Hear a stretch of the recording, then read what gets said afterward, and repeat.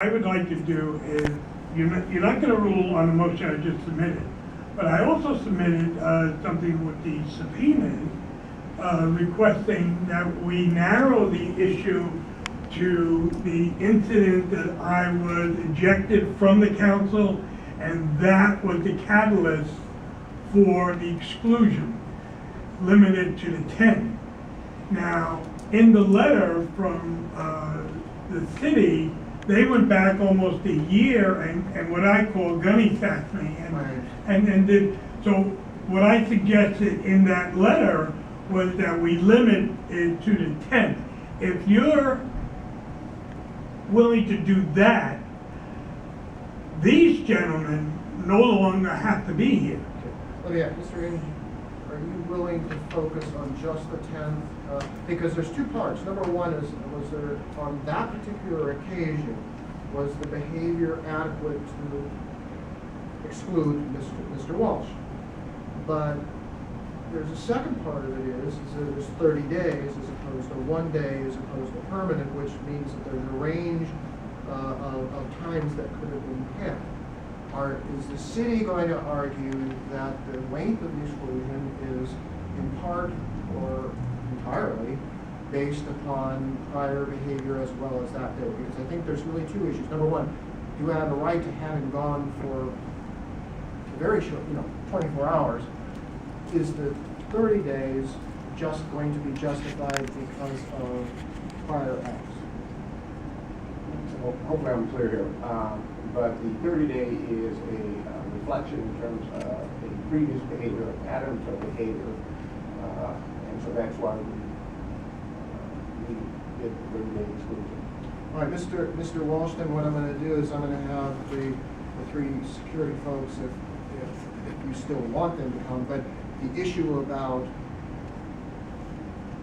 the prior events is going to be one of the factors of the hearing, if the hearing actually occurs. Okay. Does that make sense to you? No, it doesn't. All right. Because they go all the way back to January. They go back almost a year.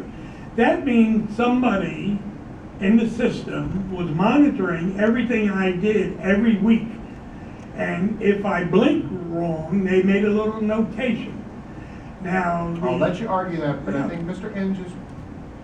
Inge's assertion is within the scope of determining the validity of the exclusion, which is two-part from my perspective. One, could you exclude for behavior? Number two is how long that exclusion lasts, and that may well have, I didn't say it would, have some relevance to prior behavior.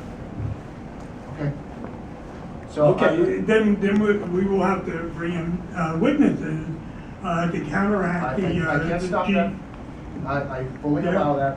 Well, I mean, I understand that, all right? Which So is let's go another back to burden my- on us again. Yeah. Justice is a burden sometimes. Messy. It is messy. Yeah. So So is democracy. Yeah, well, but we're trying to make it work. I'm trying, at least I'm trying, all right? So do you want to do this orally? Do you want to do this purely in writing? If we do it in writing, we'll come up with a schedule. Talk to me about that. Remember, I erased the board completely. We're not, take the 17th off, just we're starting. How do you want to address the motions that the city has presented as well as yours today as well? Go ahead, Mr. The city's preference is to continue this through writing. Okay, Mr. Walsh? They have 35 lawyers. No, I mean, I have 35 lawyers. I don't either. City attorney has 35 I lawyers. don't. Yeah. You're looking at it.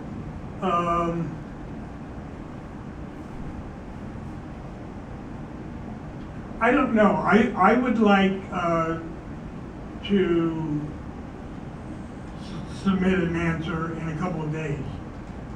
Whether we're going to do oral or we're going to do in writing.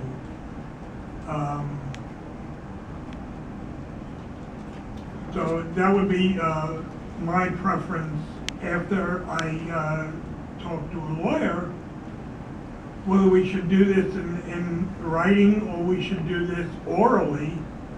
And my thinking is that if we do it orally, it's over. That's, the next time we meet, it's over. They're one way or the other. If I do it in writing, my concern is they're going to postpone it, and the city has a history of keep doing that kind of stuff. So, There won't be any postponing. What I'm suggesting is I call it a briefing schedule, but a schedule where things will come in, and I'll talk about that. But in essence, you'd submit something, the city has a right to respond, and then you'd have the final response since the city brought the motion. I'm giving you the opportunity for the last word. That would be it, and there would be no, if I decided in the city's favor, there would be no more. You're done with me, you'd move on to whatever the next level is. Yes. So, it's not, there will be no opportunities for delay, because I'm gonna force both you and Mr. Inge to come up and agree with the schedule. So if we do, for example, a briefing schedule, or an argument schedule, or a memorandum schedule, I would say that I would give you 2 weeks, I'd give the city a week, and you a week after that. I threw it out, I didn't say that it had to be those precise number of days, but that's normally what happens, is that I would give you a period of time that would give you the opportunity to get a lawyer to submit something in writing in response to their motion. They would formally, by a specific date, it's not something they can ask for a request, well, they can ask, but they would be denied, I'm telling you, right now. They would have an opportunity to respond, and then you would get that, and you'd have an additional period of time to provide the last word. So either way, we can avoid, if I decide in the city's favor, either way, we can avoid a hearing. If I find in your favor, we will have a hearing. We will all have to come back. okay, I mean, I take the position that I do not want to lose the oral argument part, if that's an option. If that's not an option and you're withdrawing that, I did withdraw. I used the eraser and I erased everything. I missed the eraser, I'm sorry. I had the eraser. I said, let's start all over, because you were talking about, I thought your point was a really good one, is you said that I wasn't clear. So I said, let's start all over. Let's start afresh. So you're really mandating that we do briefs, that's what you do, right? Is it? That's a suggestion. I will, since it's a clean board, I said that I would consider. I would prefer oral then if it's a clean board. Right. And the city said briefs, because they have 35 lawyers.